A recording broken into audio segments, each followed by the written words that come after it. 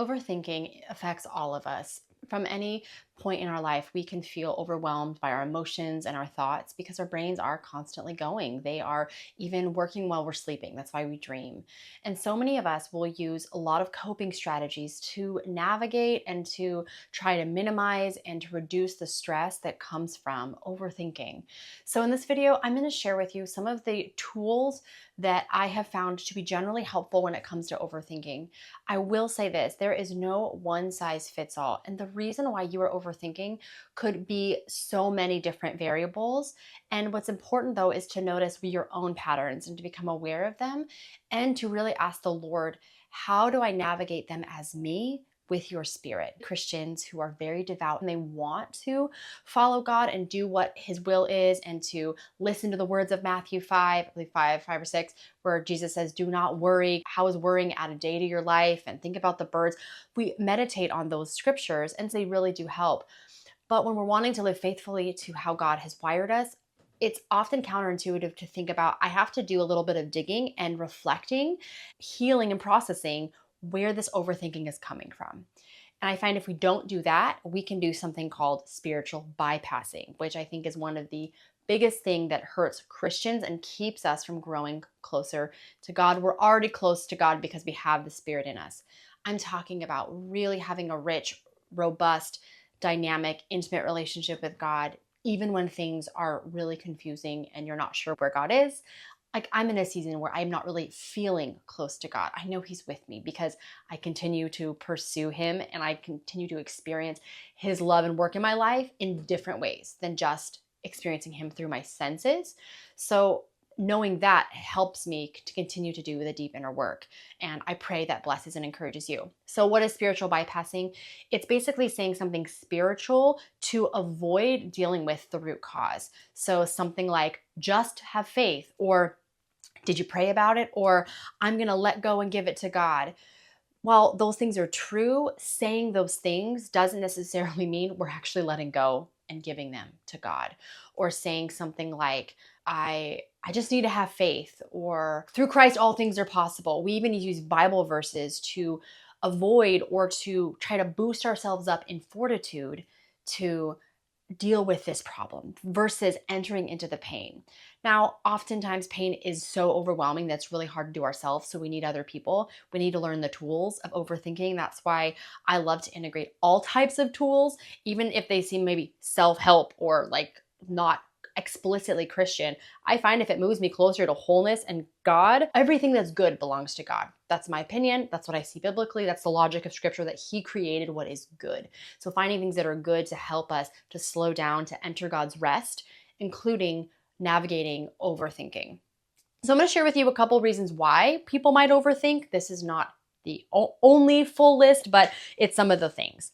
So overthinking just in general can be harmful because it increases anxiety, it keeps us from making clear decisions, and it can ultimately keep us disconnected from God because we're relying on our mind and our self.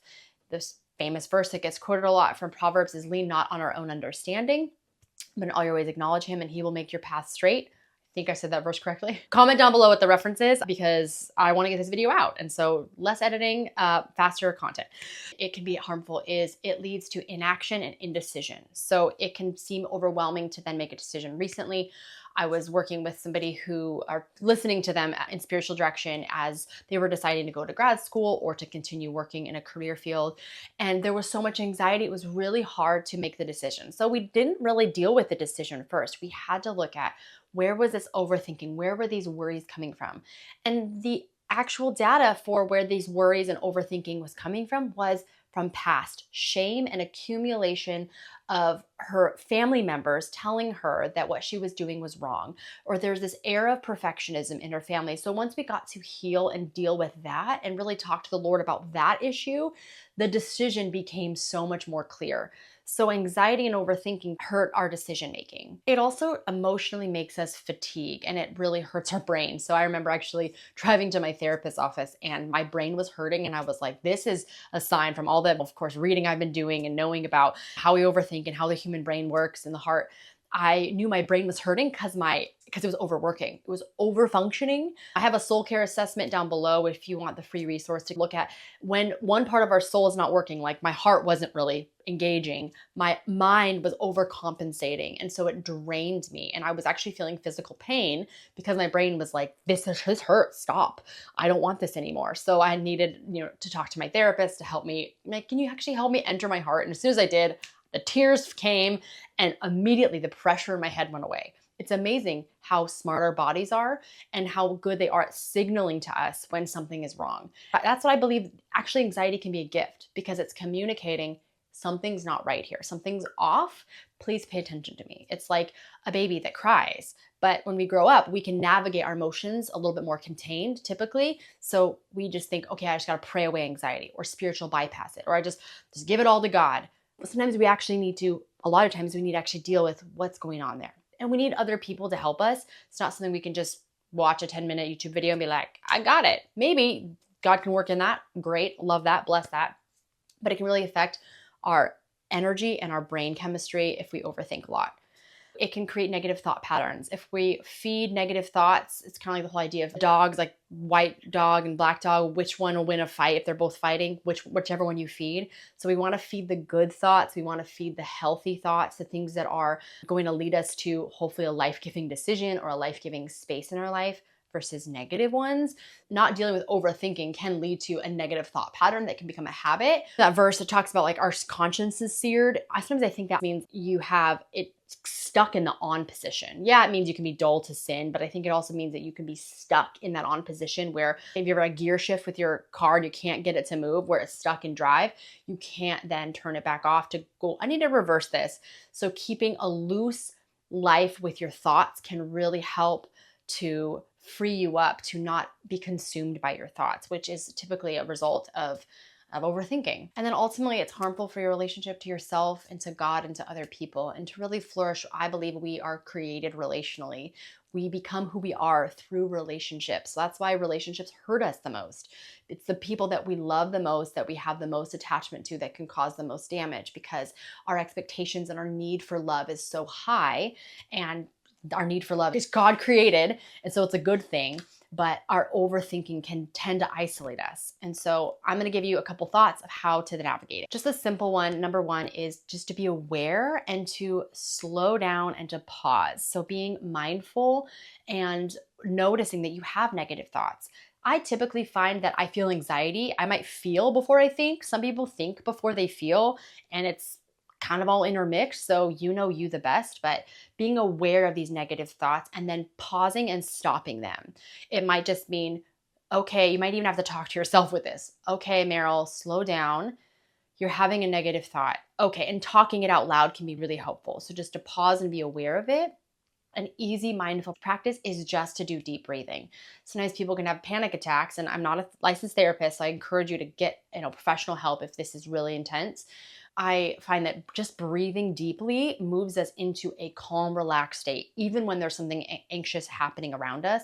So deep breathing is just a very visceral, experiential thing to slow down. I think it actually triggers relaxing, I'm missing the word, like chemicals or something in our brain. Slowing down is really helpful. Also to limiting time for decisions. You might be anxious or overthinking about something, but just to say to those thoughts that maybe there's a decision you have to make, saying, I'm going to focus on that tomorrow, and actually putting that on the calendar. For that hour, I'm going to focus on that. So it's almost like you're giving this anxiety like a cookie, if you will, just to be patient. And you're saying, I'm going to take care of this and think about this thing in a contained area the next day in 1 hour. And I find that actually reduces stress a lot. It has for me and other people that have implemented it, because it honors that you actually need that time, and that thinking then can maybe take a break and say, okay, I'm going to be tended to in the future, so I'm going to let Meryl have her energy or her mind back. Because sometimes we're not in situations where we can make the decision, or we have so many other things that are more important in terms of needs. So giving yourself that space to do it in the future can calm you now when you're overthinking. Also, practicing acceptance and knowing that no matter what the overthinking is, where it's coming from, that there's a reason for it and that you're curious. So so accepting and being curious about it can really help you feel loved and a sense of self-compassion. Obviously, the Lord has a ton of compassion for you and he's not mad at you for overthinking, but he's inviting you to slow down and to join his opinion of you, to not judge yourself, but to find him with whatever is in that anxiety. So accepting that it's there can help you not be aggressive towards it. When we're aggressive towards our overthinking and our anxiety, it makes it worse. It moves us into isolation. It tries to put whatever the issue is underneath, and it's kind of like spiritual bypassing when we reject it. But when we can accept it, then we can move towards it to understand, where is this coming from? Is this coming from trauma? Is this coming from an accumulation of how people have treated me? Has it come from things that I've chosen to do with my life? Have I been a part of creating this overthinking and these habits? What have I chosen to feed on my mind? We have to sometimes own that, apologize, repent, and then work towards building new habits or a new way of looking at our life. So acceptance is a huge one. So the fourth one is actually a pretty tangible, practical exercise, and that is to free associate, write, and to journal what you're overthinking. Oftentimes when we're stuck in our brain, it's a little jumbled, especially if you're an external processor and there isn't someone maybe to talk to.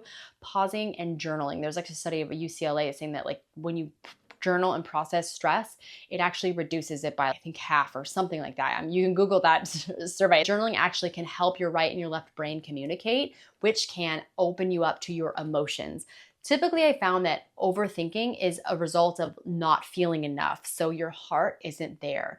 And so when we have space to process our heart or to process the words, the vehicles of communication of what our anxiety is trying to tell us, or our overthinking is trying to do to us, then we can actually get clear on what the next steps are. We can let go of certain thoughts and go, you know what, that thought's not helpful. Then we can replace a thought. If we see it, we say, wow, that's not true of me, that I'm worth judging myself because of XYZ. When you can see that on paper, sometimes we can go, okay, Lord, now we can have a real conversation. That's really what's in my heart. So if you let yourself just free associate, you will be amazed at some of the contents of your heart. And I encourage you not to be afraid of what's in your heart. The Lord already knows. He's already died for you. He's already given you salvation. And so now we get to walk with him moment by moment, overthinking incident by overthinking incident, through, to use the Bible, through prayer and supplication, right? Giving thanks to God. So we don't give in to anxiety and let it rule us. We acknowledge our anxiety, maybe discern what the root of it is with another person, with doing some self-reflection, meditation, and then we bring it to the Lord through prayer, not by spiritually bypassing it and trying just to get out of it overthinking, but to say, Lord, what is the cause of this? And so how do I now deal with this and heal? Because really what we want is true healing. We don't want the overthinking to become a pattern. At least I don't. I'll speak for myself. Another tool would be to draw it. Draw what you're overthinking about. What are the worst case scenarios? What are the what ifs? And just let your heart pour those out so that you can get an objective view of them. Sometimes we can throw things on the table. We can realize that, wow, they don't have as much power as we thought they did because they're not in my body keeping me pent up or keeping me worried. I can now see them for what they are. Maybe lies of the enemy, maybe old beliefs about ourselves, maybe some indication that we need to work on some of our identity with the Lord. Again, it's all about coming to the Lord in the truth and letting him teach us. Another side thing about I find overthinking is it's really our own personal strategy for trying to keep ourselves safe. We overthink because we're afraid of something to happen. And so naming that fear, naming the thing that the overthinking's trying to protect, maybe failure, maybe it's protecting you from pain, feeling like a lot of guilt, feeling worthless. We have to deal with those worthless feelings. We have to deal with those things so that the overthinking, which was just a strategy to try to regulate yourself, which isn't really working very well, we can then address the real thing. That's what I found in my own life. I have to address the real thing. So drawing a picture, journaling about it can get a really clear picture of what's going on. Then the last one is doing this with other people. Finding other people that don't have anxious thoughts about this certain issue or decision. Sometimes we can climb on the back of their faith and their secure attachment, to use psychology language.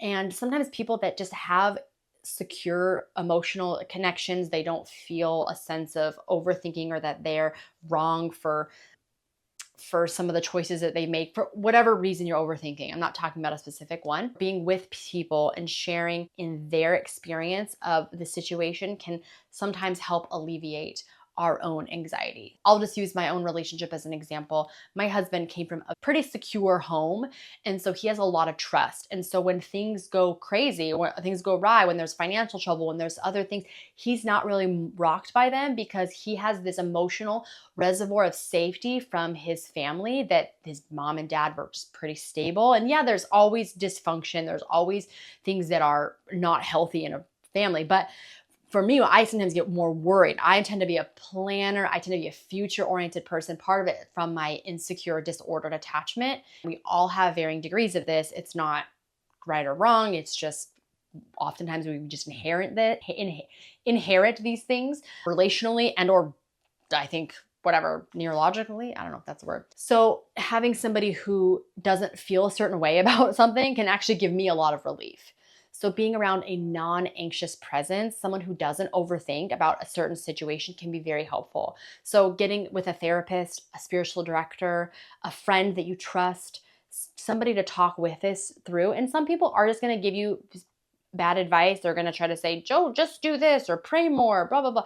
Well, yeah, you probably have been praying. You don't want to feel like this. You want this to be over. Finding people that aren't just going to give you platitudes, but really listen with you and empathize with you. I find that listening goes a long way when it comes to overthinking. I know even if like you're an external processor and you grew up in a home where everyone was an internal processor, you might subconsciously gotten the message that you talk too much or that what you say is crazy. And so because of that, you now limit how much you share and you don't process the way you need to. So that leads to overthinking. There's so many things that can lead to overthinking. So if we don't judge ourselves, we can accept ourselves, we can be patient and explore with the Lord, then we can find the root of it and actually deal with it so that when overthinking comes again, we can use the tools that we have, whether that's deep breathing, and you have to find what works for you. These are just general things that I have found to really help overthink or help anybody who's overthinking. I also have a couple other videos about intrusive thoughts and using internal family systems. It's one of my favorite ways of navigating thoughts that are unhelpful or the parts of ourselves that can lead us to some real wacky psychological compartmentalization. And I find that to flourish with God, we need to integrate our whole selves, be wholly open to God. That was kind of like a pun, if you will. I hope this was helpful. Take what you need from this video and please leave the rest. Let me know down below what are some of the scriptures that I reference, because it's fun to share in the comments. And then 2, talk about how you've overcome overthinking. That would be a gift to other people in the community. I know a lot of people read the comments, and so hearing our stories and experiences can give other people faith when they are feeling like they're the only one.